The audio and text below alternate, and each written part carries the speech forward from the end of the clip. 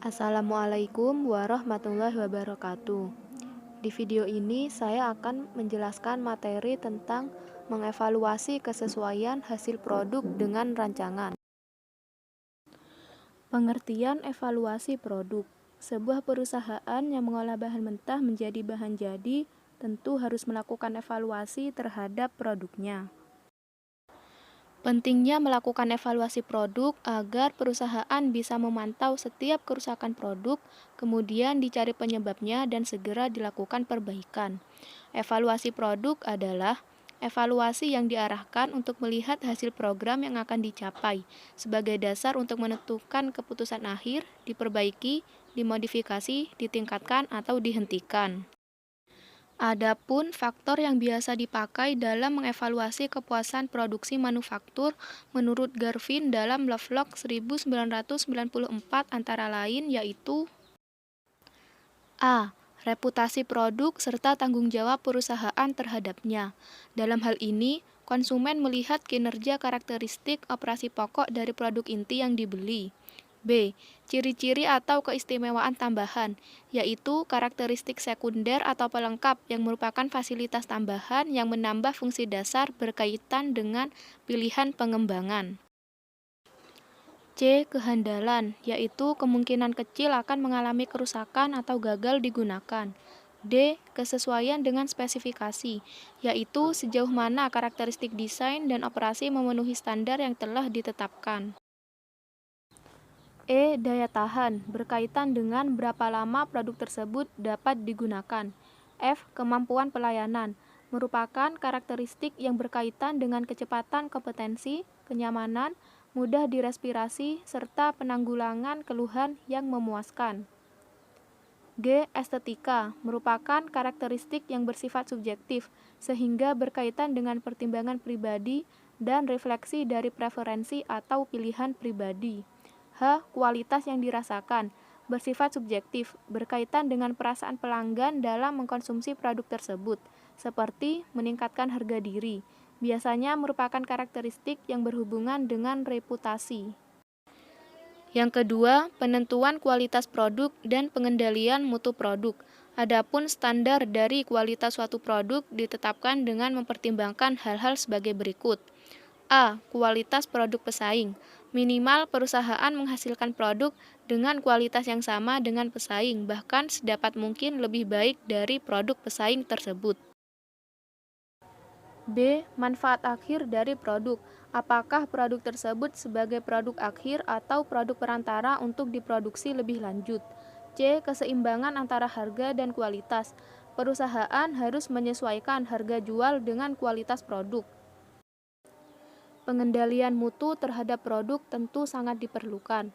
Pengendalian mutu atau quality control adalah proses penilaian dan pengawasan kualitas atas hal-hal yang berkaitan dengan produksi.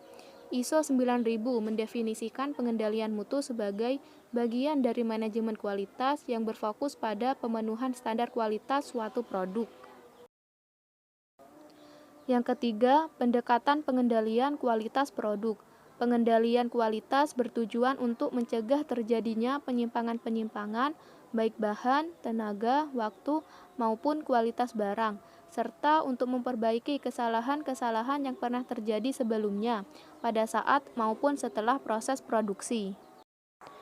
Pengendalian kualitas umumnya dilakukan dengan menggunakan 3 pendekatan, yaitu A. Pendekatan masukan. Kualitas suatu produk akhir sangat ditentukan oleh kualitas masukan produksi, baik bahan baku atau pendukung, tenaga kerja, maupun peralatan produksi yang digunakan. Pengendalian kualitas berdasarkan pendekatan masukan adalah pengendalian dengan cara menetapkan standar yang sangat ketat terhadap spesifikasi bahan baku diperiksa secara cermat, tenaga kerja yang digunakan diseleksi secara ketat, serta fasilitas atau perlengkapan produksi dipilih secara cermat.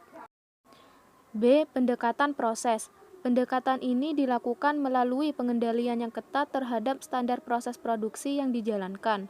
Sebelum melakukan proses produksi, setiap pekerja terlebih dahulu diberikan pedoman pelaksanaan proses produksi yang harus mereka pahami dengan baik, sehingga mereka bekerja sesuai pedoman.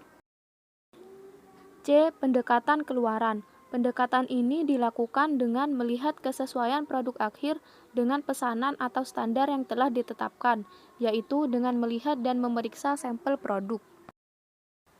4. Manfaat pengendalian kualitas. Pengendalian kualitas bagi perusahaan memiliki manfaat sebagai berikut. A. Tercapainya efisiensi, dikarenakan tidak ada pemborosan bahan baku, waktu, dan tenaga kerja. B. Menekan biaya, sehingga biaya rata-rata dan harga jual menjadi rendah. C. Meningkatkan penjualan. D. Manfaat bagi konsumen adalah konsumen merasa puas karena memperoleh barang atau produk yang berkualitas dengan harga yang bersaing. Yang kelima, langkah melakukan evaluasi kualitas produk. Berikut ini beberapa langkah yang bisa diambil perusahaan dalam melakukan evaluasi produk, antara lain: A. Evaluasi pada kualitas produk, yaitu dengan melakukan pengendalian mutu atau quality control, mencari cacat produk, dan segera melakukan perbaikan. Perusahaan perlu menentukan standar kerusakan produk maksimal 2%. B. Evaluasi terhadap persepsi karyawan. Mengevaluasi persepsi karyawan dan para manajer terhadap kualitas juga mengevaluasi tingkat komitmen para karyawan dan manajer terhadap kualitas. C. Evaluasi tingkat kerusakan produk.